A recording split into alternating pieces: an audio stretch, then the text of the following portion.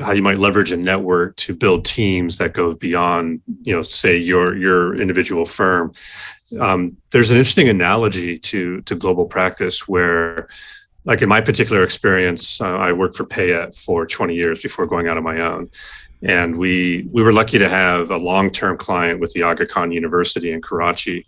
Tom Payette had done their original hospital and medical college campus back in the 70s and 80s. And by the time I started working for the firm in the late 90s, they were beginning to expand it. And I worked on numerous projects, basically doubling the size of that campus from 1 million square feet to actually over 2 million square feet.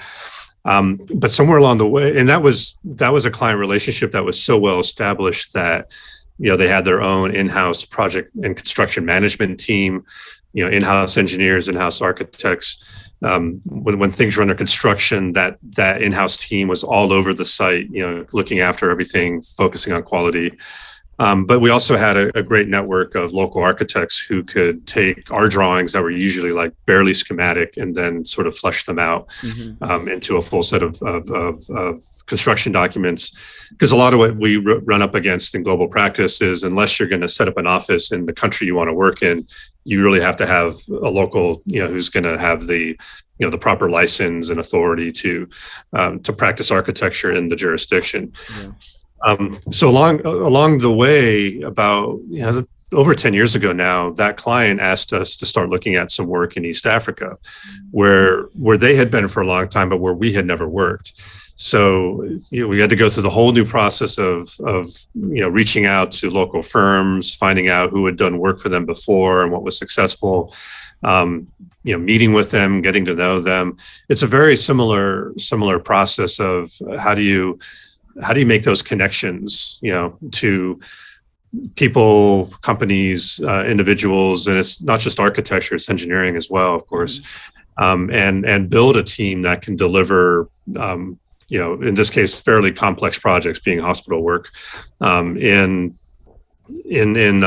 contexts that are quite different from working in the U.S. in terms of, well, at least what I'm used to here in we're used to here in New England in terms of climate. Like East Africa is either highland temperate to very tropical. So completely different climates, different ways of building, different approaches to building systems and technologies and all of that stuff. So the cross-cultural communications and how you translate an American approach to something that makes sense locally, and having a client who still wants to follow international standards, and these things get really complex really quickly. So it's I think there's an interesting parallel between what you're describing of how small firms can band together to sort of leverage their strengths through a collective, and what you have to do to put an international team together to do a project overseas. That could be an interesting talk that could be, we could almost do an AIA conference presentation around that at some point, I think. Yeah, no, it would be. Yeah, you're right. The thing is, we have to have the case studies of how it worked, and right, like right, exactly. You have to have some, I guess, experiences, and then collect the thoughts, right, of how successful they were, what came about from them, and so that translates, and I think it does 100% from local different architects connecting to how globally they could actually do the same thing, because we've learned through the pandemic that we're really not that far anyway. And we're really not even that close anyway, so it's like we're in the middle, right? So, and a Zoom call can actually do a whole lot, right? And we've learned how to work with all of these great tools. There's so many tools that we don't even know how to use yet. So they're very, very useful. But again, it's some I found it very hard that maybe there isn't a Tinder for architects, or a connection, right? Like, let's hook up these architects so that they can do work together. Maybe there hasn't been a profit or a value proposition to it yet that anybody would have signed up to, and maybe there it looks very ambitious of a project, to for anybody to take it, but it's definitely favorable for the profession if we can engage all of these different people and have different players, right? You know, Mm, um, almost sounds like a communist way, distributing wealth also all around, So, and we get a lot of knowledge in return and a lot of great skills in return.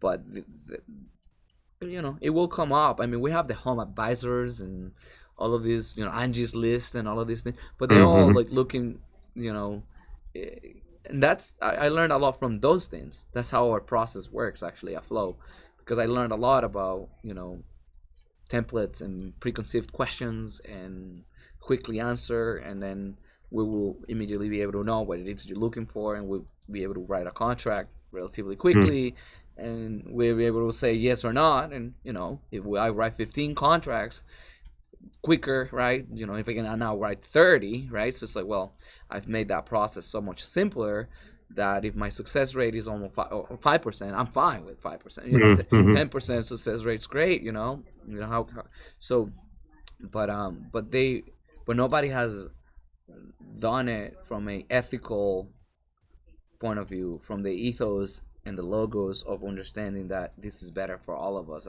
as professionals, right? It's like mm, the mhm, global thinking, the local thinking, the national way of thinking, um, and connecting all of these different players. I mean, if you think about it, that's how all teams are built. NBA teams, baseball mm, teams, right? yeah. They draft players from out of Kenya, right? So it's like, Mhm, but we really haven't been uh, uh, again the value, because those players from Kenya can dunk it really good, and I guess nobody really, So, but some firms, you working at Payette, it. When I worked at CVT, they had a preferred group. They will all the urban design group came out of India.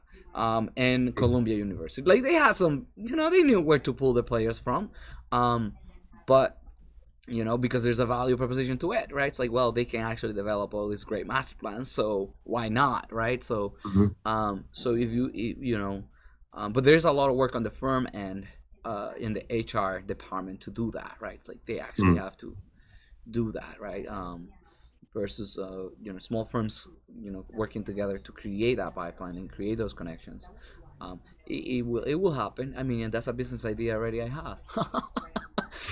It's just an application, right? Like, it's just really an application, and people quickly just touch a button, and it's like, hey, you want to work on a project together? I saw your qualifications, and I saw your website, and I saw your stuff right here, well mm, packaged.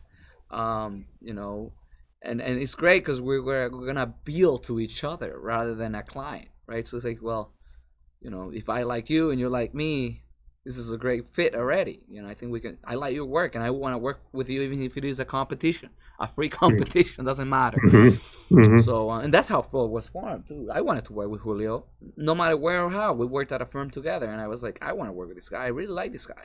So, mhm, and that's how we are. My partner Marcos, the same thing. We met all the way back in the Dominican Republic. We moved here, and I was like, I liked you then, and I still like you now. Why don't we try to open up something together? So, mhm, so I would say, if all of those values align, maybe there's a value section to this app. I'm already building it. It's like, well, if your values are such, we're a good fit. If your mhm, values mhm. are, this, and that, then there should be another group for that. Like, you should go to Right, another right. group.